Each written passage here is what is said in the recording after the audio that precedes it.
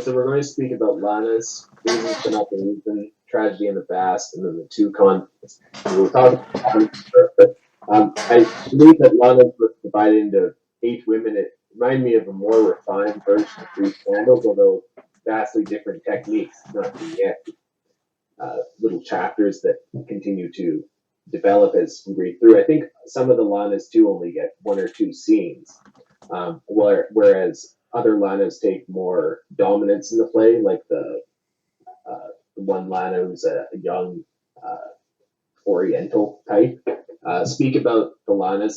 It is 8 Lanas, right, altogether. Well, let's see. It's been a couple of months I wrote it, so I got Lana Brown, Lana London. It's the one that begins with you hitting a deer. Yeah, Lana Singer. That's 3, 4, 5, 6. So 6 main Lanas and then 2 other Lanas. So 8 Lanas in total. So basically, it's I got the idea for the play from thinking about this wacky woman at the job that I work at, and she was a real nasty bitch, and she had the same name as a number of other females, not Lana, but I said, it's interesting that people with the same names often have similar type problems or whatnot. Sometimes, or people, you might know 3 plumbers in your life, and all the plumbers have certain kinds of issues, and how things go together. So I just thought it was interesting. And so I thought of all the people, all the women that had the same name as this woman I worked with, and I said, well, let me call them Lanas, and let me put them in a play, and let me juxtapose my engagements with them. One was this nasty woman that I had to file charges against at the job I'm at. Another one was the crazy Lana that I mentioned in an earlier play, Lana Brown. She had a play of her own, and I detailed my relationship with her. Then there was another Lana that I worked with 20 years ago at AT&T, who uh, uh, had a lot of positives for her, but she really hated herself. Then there was this Lana that was a teacher who was nasty to Jessica online for no reason. Then there was Alana, who was the ex-girlfriend of someone I know, and she's she had similar issues. And then the last Lana was this manipulative teenage girl that I knew that had me and this kid that I went to junior high with constantly fighting over her. Yeah. You structure it mostly around your conversations with Jessica, and Jess will come in and speak about each of the Lanas. Some of them she has more of a vehement hatred for, and the others she's sort of apathetic to. Yeah, well, I mean, the one I work with, Jessica, was like, I'll kick her ass. I mean, Yes. you can't do it. I'll kick her ass, baby. And then Just kettlebells. yeah, and then and, and I mean, most of them though. I mean, she didn't like the teacher one, because but the general idea is to thread what to thread these different scenes together, juxtapose them. All of them have these kinds of weaknesses, to the point that Danny even remembers Alana, who was a child, and wonders, what happens to her as she grows up. And that's the play ends actually on that Lana, uh, basically just an image of that Lana sort of looking, and we don't know if that Lana does end up as fucked up as the other Lanas, or what the story is, but You also use Facebook conversations with the one Lana in the play, yeah. and develop that character through some of her online interactions. While the characters are talking, this is scrolling on the backstage. Yeah, and that's because that particular Lana, I've never met in person, but as I said, she was an online friend, or an online acquaintance through someone else, and is one of these people that is very quick, for example, to make fun of religious people, but by the same token has a bunch of New Age beliefs that are silly, and just can't take any real criticism. And the ironic part is, I think I mentioned in the play that she's studying to be a counselor, which is really not a good thing. But I will say, Jessica always says to me that she doesn't like when I make her words compete when I compare one book to the other.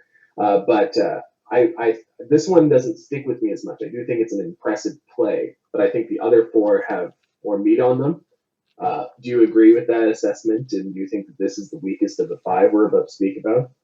no, the weakest of the five would be the Francine play, but it's not really weak. It just does the least. It's the most straightforward of the plays. But again, uh, I would say that these are plays 46 through 50, and now I'm doing a musical that's play 51. I mean, I would say the last 8 plays that I've written are so far beyond. I mean, they even beyond any of the plays that I wrote before that. I mean, I'm at such a high level with the writing that and I've mentioned this before to you, is that it's kind of a thing that when you get to a point where you're constantly hitting home runs, it's like, okay, you hit a home run, but did this one go farther?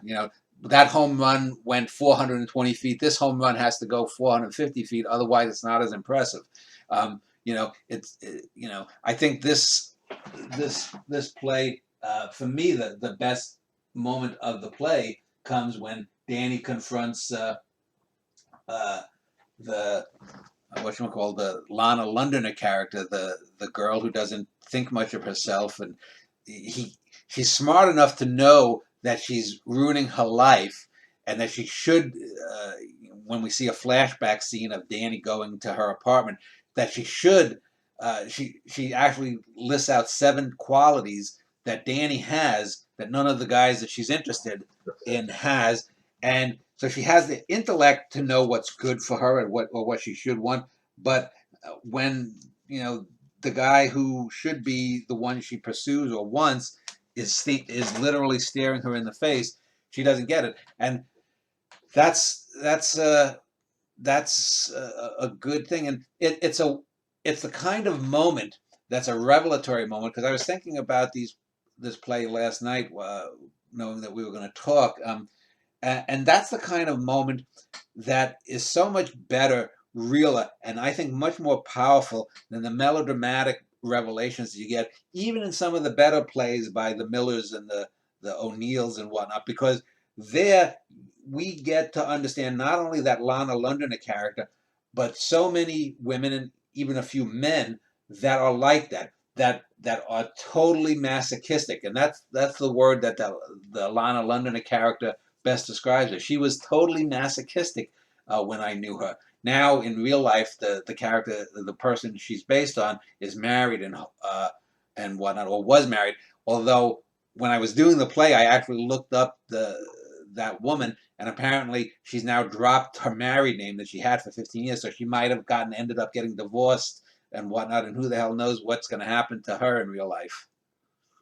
Yeah, it's interesting you say that because that scene does use elements of melodrama, but it uses them very well. You've always spoken about Andrew Wyeth that way, where he'll use abstract expressionism. And I recently watched a documentary on Wyeth where he talks about his disdain for abstract expressionism and those who go to it instead of trying to create a more real portrait are using that just as an excuse of their lack of character and artistic growth. Yeah. And he speaks very intelligently about all of his paintings and why they work. But I was thinking this is the scene too where she confront this bloated man, and then it plays over in silence, right? He's swearing or cussing at Danny Wagner, but we don't hear it. And then Danny walks away and slams the door. Is that or am I misremembering it and superimposing a different play onto it? Yeah, I think that's a different play. By the way, send me the link to that Wyeth documentary later, because I'd like to see that documentary. But